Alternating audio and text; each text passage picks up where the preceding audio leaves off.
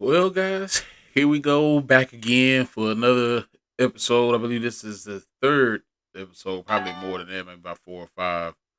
But another bearded beanie review.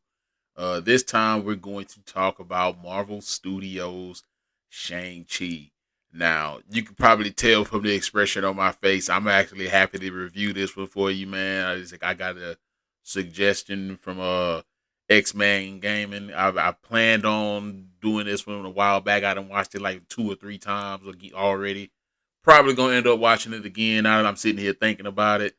But this, in my opinion, and I always get confused on which phase we in with Marvel. I believe we in phase four, but this, in my opinion, is probably the best phase four Marvel movie that I've seen for a number of reasons. Mainly because of one, the story, the fleshing out of the character that nobody might have known else otherwise, and last but not least, the martial arts, man.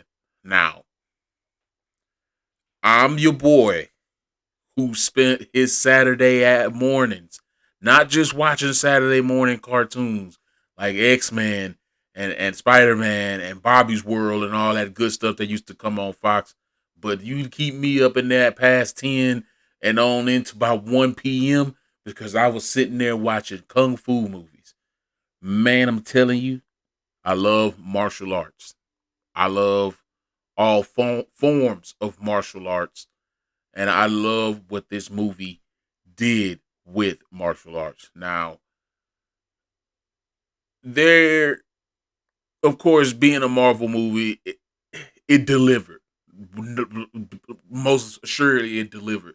But you know that every Marvel movie has to have that one person in it that's funny and whatnot that keeps that comic relief going in the movie, and that was Aquafina. And yeah, she was good. Not as funny as she probably thinks she is, but she was okay in the role. I enjoyed her character.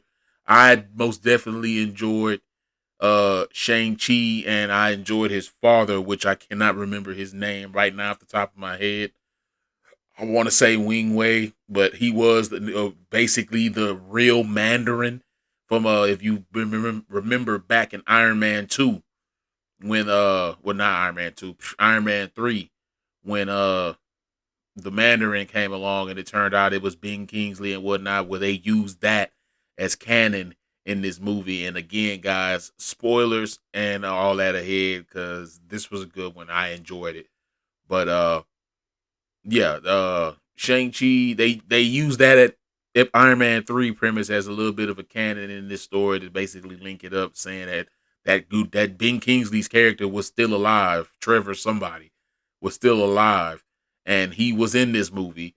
You know what I'm saying? And I mean, just the exploration. Marvel always has done one good thing in their movies, and that's exploring worlds and bringing them to life.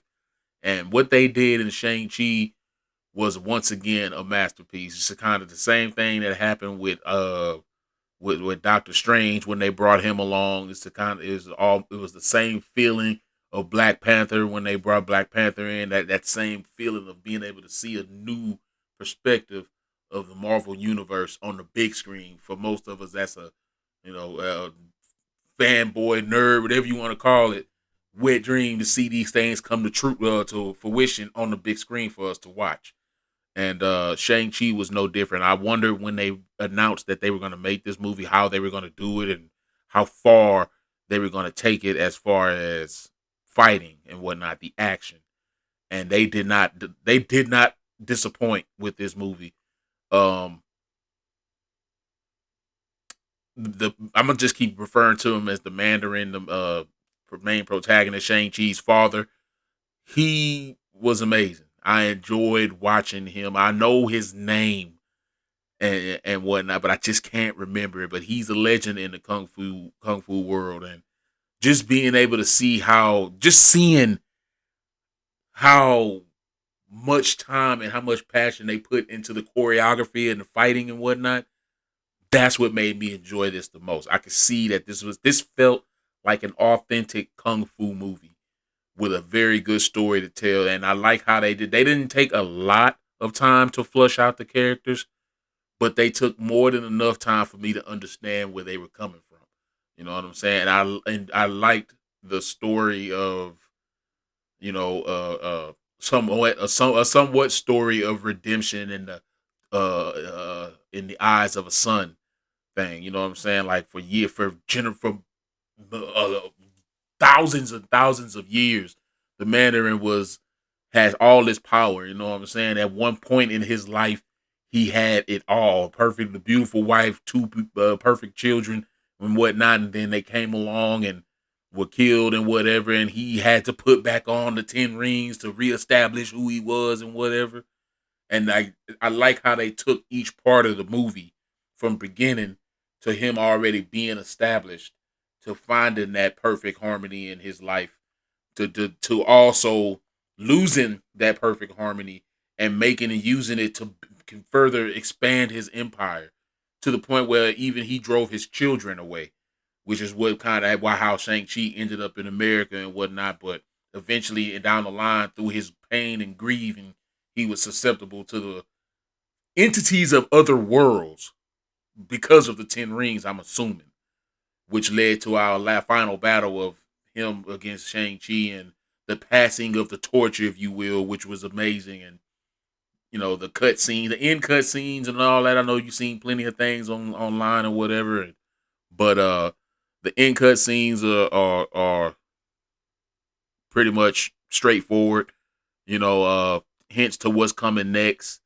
As far as what's coming next in Shang-Chi, they're talking about the 10 rings cast off some kind of a beacon and whatnot, and he's an official Avenger.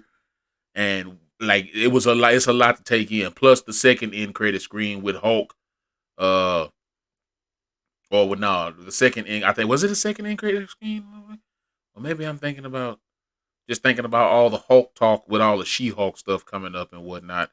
And yeah, I've been watching Hawkeye too, so yeah, if you're into that, let me know what's going down. I'll let you know. I'll definitely keep you up to date on that. I've been watching Dexter, and I've been watching a new show on Amazon called Yellow Jackets. Pretty fucking interesting. So yeah, man. But as far as Shang-Chi goes, man, this one right here for me was a watch. Like I said, I done watched about 3 times already, and I'm going in to watch number 4 for real because I like a good kung fu movie. Like I said, I like a good story. I like to sit and revel into that one, into these kind of movies. You know what I'm saying? Just let them sink in and absorb them, guys. I'm telling you, if you're just sitting there watching your movies and then you're just taking it for what it is, you're doing it wrong.